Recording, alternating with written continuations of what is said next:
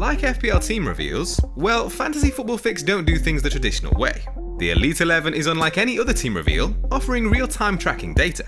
The combined Elite 11 boasts an unrivaled 74 top 10k and 55 top 5k finishes. You can follow transfers, captain selections, and activated chips used by the Elite 11 managers, all live and in real time. You can also track the Consensus 11, an amalgamation of the Elite 11, combining the Elite 11 managers' FPL knowledge into one aggregated team for you to follow.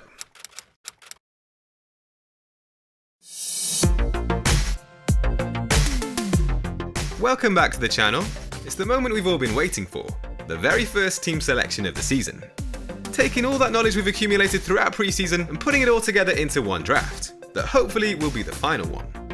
But as regular viewers will know, there may be one or two tweaks after this video.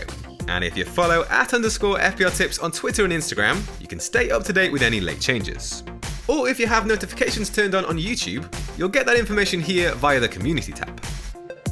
Just before we jump into the video, if you fancy joining in with the FPL Tips League on official FPL, the code is at the bottom of the screen now, and you can also find it in the description box below. But that's enough waffling, let's take a look at who makes the Gameweek 1 team selection. More than ever this year, there's a real template that's been formed amongst active managers, and Robert Sanchez is a good example of a player who you see in just about every draft. But I don't see any other option at his price that can rival him for points over the first 6 game weeks. Lewis Dunk and Adam Webster both returned from injuries to feature in Brighton's final pre-season friendly. So even though there's not a huge amount to be gained there, I'll be sticking with Sanchez. There's been a strong template formed in defence as well, with Trent Alexander-Arnold and Luke Shaw identified very early on in pre-season as the key targets at the back. They're two of the best attacking fullbacks in the league, with a great set of opening fixtures, particularly in the first 6 game weeks, which is the period I'm planning up to with this initial squad. All the talk early pre-season was about how good value Lucas Digne looked to be, but the Frenchman has become somewhat of a concern, with Everton failing to impress in pre-season, losing 4-0 to Man United most recently. There's also a bit of a worry that he won't have a target man to aim for with his deliveries, with Calvert-Lewin rated as an injury doubt. So news on the striker's fitness will be key, but providing he's available, I'm actually leaning towards keeping Digne. The opening 6 fixtures are just so good on paper that I'd like some stake in them, and he's an option that you know you can just set and forget until you play the first wildcard. Vladimir Sophal is someone who featured in the top 5 defenders video, and he's made it into this final draft following injuries to Lamptey and Fofana. The attack-minded right-back is joint top for assists amongst Premier League defenders this calendar year, with 6, level with Alexander-Arnold and Cresswell. West Ham's opening 4 game weeks look good, and then you could potentially move him onto Ayling after that, in time for the Leeds fixture swing. One thing I really like about playing 4 at the back early on is that it allows your 4.5 million midfield sub to cover every position, allowing you to spend less on the other 2 bench places. Before we move on to the midfielders, let's talk about Kostas Tsimikas. Robertson's injury looks set to pave the way for the 4 million defender to earn starts in at least the first couple of game weeks, which could see him shoot up in price.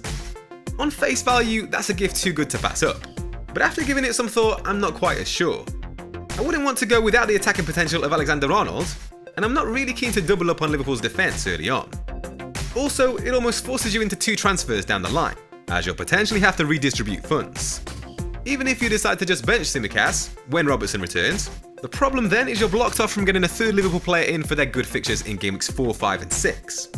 So as controversial as it may sound, I'm actually leaning towards going without him. That being said, I can definitely understand the appeal, and wouldn't discourage anyone from taking the gamble.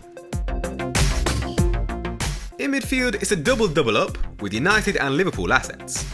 The premium picks Mohamed Salah and Bruno Fernandes almost pick themselves at this point. Yes, there'll be other big hitters that can rival them later on, namely Harry Kane and Romelu Lukaku, but it's got to be the 2 midfield picks early on for me. They have better fixtures and the advantage of having featured in pre-season. With United missing key players in attack, Mason Greenwood's starting place looks secure early on, either on the right wing or potentially even as a number 9.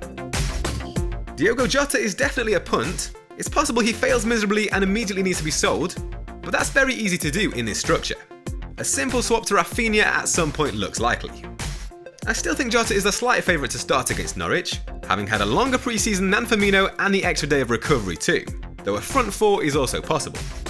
But admittedly, the Brazilian does look more of a threat than he did before the last friendly, where he scored a brace. With Calvert-Lewin and Ollie Watkins both doubts, and further question marks over the latter after the arrival of Danny Ings, Michail Antonio is the only forward to retain his place since the first draft. He's enjoyed a good pre-season, bagging 3 goals and an assist in West Ham's last 3 friendlies, linking up well with Ben Rama. Danny Ings scored on his Aston Villa debut in a friendly last weekend, and given those first 3 fixtures, it's tempting to start with their new signing right from the off. At his price, he can easily become Calvert-Lewin or Bamford later on, or potentially forgotten man Raul Jimenez for 0.5 million cheaper. There's also been a few changes to the bench following the pre-season friendlies. Ben Foster remains on there for now, but if Newcastle's third choice keeper Freddie Woodman gets added as a 4 million option, I'd make that swap to him, as it looks like both Dubravka and Darlow may miss the start of the season. A couple of pre-season goals for Josh Brownhill has seen him become a popular choice for the 4.5 million midfield spot, while injuries to Fofana and Evans mean that Daniel Amati could keep his starting place for Gameweek 1, after a solid performance in the Community Shield win over Man City. There's still very little on offer at 4.5 million from the forwards, but Keenan Davis has a knock, so Michael Obafemi has come in, though there is talk of him leaving Southampton before the transfer window closes. Mohamed Salah's lack of goals in pre-season makes the Gameweek 1 captaincy decision a little bit more open, but the main thing there is that the Egyptian has minutes under his belt, and especially in his latest outing against Athletic Bilbao, he was looking lively and getting into some good positions. He scored in 4 out of 4 previous Gameweek 1 fixtures since signing for Liverpool, averaging 2 goal involvements and 12.8 FPL points per game.